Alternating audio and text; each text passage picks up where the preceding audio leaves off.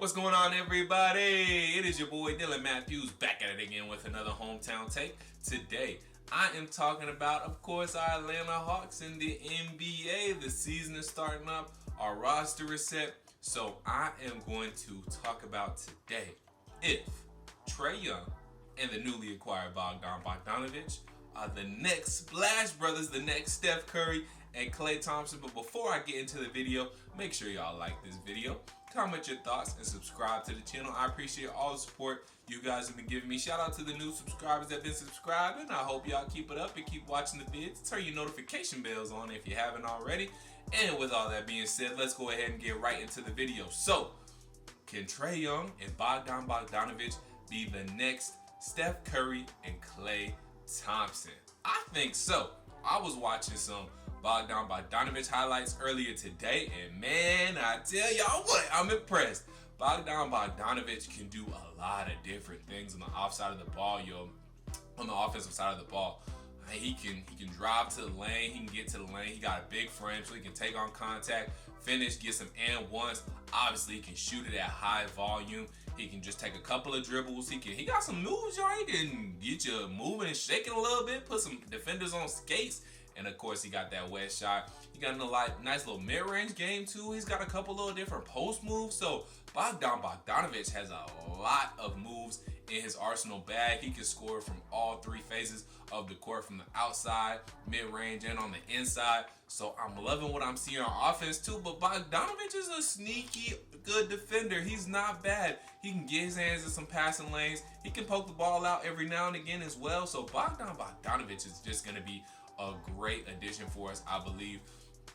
And I guess I'll start with comparing him and Klay Thompson. Now, obviously the numbers aren't as good, aren't as efficient as Klay Thompson, but just from what he can do and what he has in his arsenal, I believe he can be like Klay Thompson. He could be the next Klay Thompson. He's just got to get that efficiency a little bit better. So starting with Klay Thompson, we're gonna go the last time he had a full season, because obviously he's missed a lot of time, and prayers up. I hope he recovers from that Achilles injury we all know he suffered. But his last full season, which was 2018-2019 season, 21.5 points per game, average close to a block, 2.4 assists, 3.8 total rebounds, shot 81% from the free throw line, almost 82, had a field goal percentage of 51.6%. Also from three, he shot 40% from three, and that's with about 34 minutes per game. So you compare that to Mr. Bogdanovic this past season, which was definitely his best season. 15.1 points per game, about a steal per game, 3.4 assists, 3.4 total rebounds, so numbers pretty much the same there. 74% from the free throw line, that's a little dip. 53% from the field, so about the same number. Well, a couple percentage points down, but only 37% from the three, which is still pretty good. 40 is you're really good. You're starting at some elite level if you're shooting 40% from the field over the entire season. Field goal percentage overall is 44%. So 37% from the field. We like to see that go up to 40. We like to see him at the 40 mark this season for the Atlanta Hawks, of course. And he's doing that 29 minutes per game. So a little less minutes. So doesn't have quite the same amount of time, but 29 compared to 34. It's 5 more minutes. You can do a lot in 5 minutes. Klay Thompson showed us that. But I think from what Bogdanovic can do, and obviously Bogdanovic is a much younger player. Rookie season 2017, 2018, and Klay Thompson has been in the league since 2011, 2012 was his rookie season. So Klay Thompson is also older. Bogdanovic is a younger player, so both coming into his own. But Bogdanovic, from what he showed and his highlights and what he has in his bag, he's a younger version of Klay Thompson. Just got to get a little bit more polished and perfect his craft a little bit more. But he could definitely be the next version of Klay Thompson. And now, talking about Trae Young and Steph Curry, coming into the league, he was compared to Trae Young, and he hasn't really upset yet. Now, he is kind of on the same side as Bogdan Bogdanovic. The numbers are there.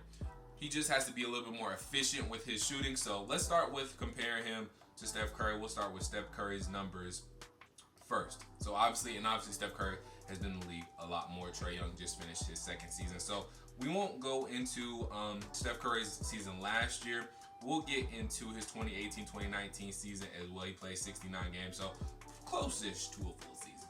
27.3 points per game for Curry, about 1.3 steals per game, 5.2 assists, 5.3 total rebounds, shot 91% from the free throw line, 52% from 2-point range, 43% from 3-point range, overall percentage of 47% from the field, and that's obviously about 34 minutes close to being per game. So you compare that to Trae Young, just flat out numbers wise. Obviously Trae Young, he just finished his second year in the league.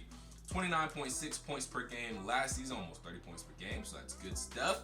And a steal a game, also about 9.3 assists, so almost averaging a double-double there, so that's good. 4.3 rebounds total, shot about 50% from 2-point range, 36% from 3-point range, overall 43% from the field with about 35 minutes per game. So again, the efficiency just has to get a little bit better, and also Trae Young, takes some tough shots. He's also shooting a lot more. He's the main guy on offense for the Atlanta Hawks these past 2 years, at least he has been.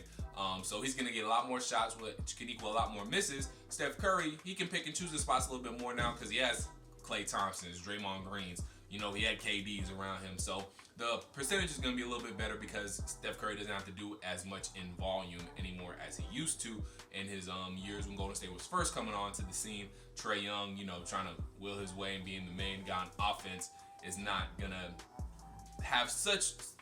have a lot better percentages because he's shooting that much more volume, which can include a lot more misses as well. But as far as Trae Young and Bogdanovic go, they definitely are screaming the next Splash Brothers to me. They are screaming the next Steph Curry and Klay Thompson to me. I mean, we know what Trae Young can do. We've seen it. All-Star last year, undeniable range. He's got in the gym range. If y'all don't know what in the gym range means, as soon as he steps out on the court, he can shoot it from anywhere and make it. Saw a video of him going from like the behind half court, just shooting straight up, not like even putting any more oomph into it. He just shooting a straight up jumper and wet from back there too. So expanding his range even more now. So you really got him behind the half court line. Now that's how much his range is. Bogdanovic obviously got range. He's a big body too, kind of like Klay Thompson. So he can do some work, do some damage there in the post. He can dribble times too. He got a nice little handle. Not as good as Trae Young, but got a good handle. Can take a couple dribbles, do a nice little step back, work on some post moves. Also, he's got that catch and shoot ability too. Quick release. So, man, these guys are screaming the next Splash Brothers, the next Steph Curry and Klay Thompson to me. So tell me what you guys think. Do you guys think they'll be the next Steph Curry, Klay Thompson combo in the league? Do you think we're headed to having maybe one of the best backcourts in the league?